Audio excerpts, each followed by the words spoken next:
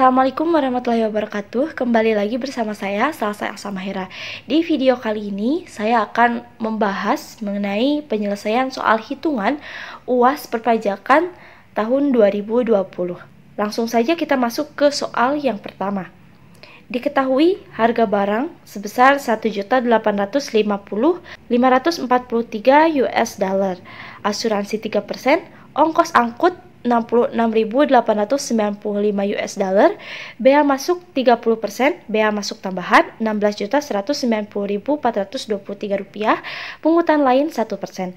Kurs valuta asing menurut Bank Devisa sebesar 2.225 rupiah, sedangkan menurut Menteri Keuangan sebesar 2.217 rupiah. Importir tersebut memiliki angka pengenal impor atau API. Hitunglah PPh pasal 22. Nah, di soal ini kita akan menghitung PPh pasal 22, yaitu pajak yang akan dikenakan kepada para importir.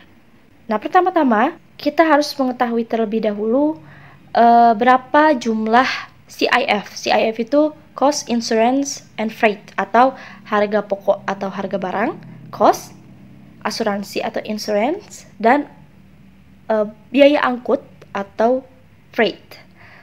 Nah, di sini di dalam soal tertera bahwa harga barang sebesar 1.850.543 US dollar dituliskan, dan ini termasuk cost ya.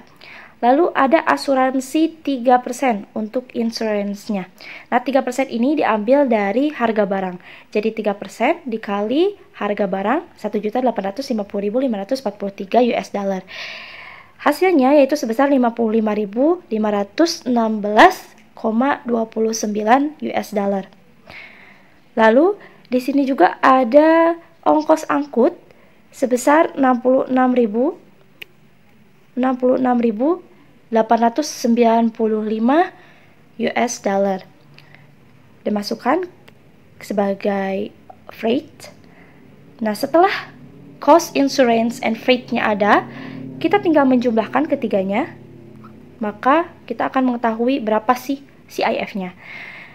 Dengan menjumlahkan ketiga ini, didapat CIF yaitu sebesar 1.972.954,29 US dollar. Nah, selanjutnya, untuk mencari nilai impor, kita harus mencari atau mengubah terlebih dahulu CIF, mengkonversikan CIF ke dalam rupiah. Di sini dari US dollar dikonversikan ke mata uang rupiah. Nah, di sini di dalam soal ada dua versi kurs valuta asing. Pertama menurut Bank Devisa yaitu sebesar 2.225, dan ada menurut Menteri Keuangan sebesar 2.217 rupiah. Nah, mana yang dipilih? Di sini yang dipilih adalah yang dari Menteri Keuangan 2.217. Nah, kita kalikan CIF tadi yang dari US dollar ke kurs valuta asing menurut Menteri Keuangan 1.972.954,29 US dollar dikali 2.217 rupiah. Maka didapat CIF dalam rupiah yaitu sebesar 4.374.039.661 rupiah. Nah, dalam menghitungnya impor kita harus mengurangi CIF dengan bea masuk tambahan, ataupun pungutan-pungutan lain. Nah, di dalam soal terdapat bea masuk sebesar 30%. Nah, 30% ini diambil dari jumlah CIF. Jadi 30% dikali 4.374.039.661 rupiah. Jadi didapat bea masuknya totalnya yaitu sebesar 1.312.211.898 rupiah. Lalu ada bea masuk tambahan di soal sebesar 16.190.423 rupiah. Dimasukkan. Lalu ada pungutan lain 1%. Ini 1% dikalikan dengan CIF seperti biasa. 1% dikali CIF 4 miliar sekian. Lalu hasilnya sebesar 43.740.396,61. Setelah kita input semuanya, kita tinggal mengurangi CIF dengan bea masuk tambahan, dan pungutan lain. Nah, hasil pengurangan ini didapatlah nilai impor sebesar 3.196.943,39 rupiah. Nah, selanjutnya kita tinggal menghitung PPh pasal 22. Nah, PPh pasal 22 ini dikarenakan importir di dalam soal memiliki angka pengenal impor atau API, maka tarif pajak yang dikenakannya sebesar 2,5%. Nah, 2,5% ini dikalikan dengan nilai impor sebesar 3 miliar tadi. Lalu hasilnya didapat sebesar 75.047.423,58475 atau dibulatkan menjadi 75.047.424 rupiah. Nah, inilah hasil atau PPh pasal 22 terutang importir tersebut. Sekarang kita masuk ke soal nomor 2 atau soal terakhir. PT Kuat Baja sebagai perusahaan baja melakukan penjualan dengan harga barang senilai 8.500 juta rupiah. Biaya yang dibebankan atas penjualan tersebut adalah 20 juta rupiah dengan potongan harga 85 juta rupiah secara keseluruhan. Hitunglah PPh pasal 22. Nah, di dalam soal nomor 2 ini kita akan menghitung PPh pasal 22 atas penjualan hasil produksi yang dilakukan oleh badan usaha. Di sini badan usahanya itu PT Kuat Baja. PT Kuat Baja bergerak di bidang industri baja.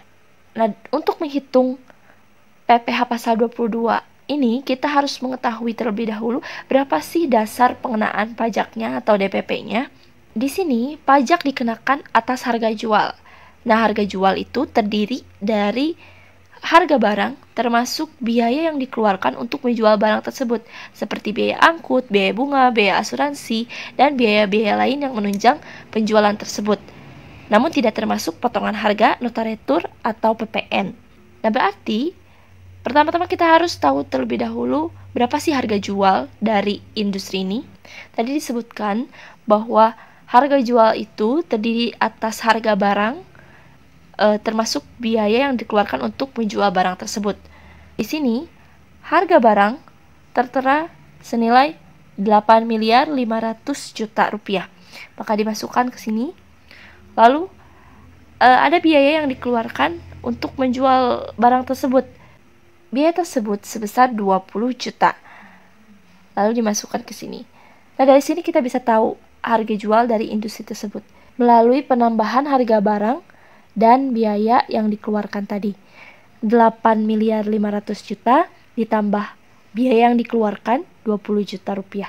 Jadi harga jualnya yaitu sebesar 8.520 juta.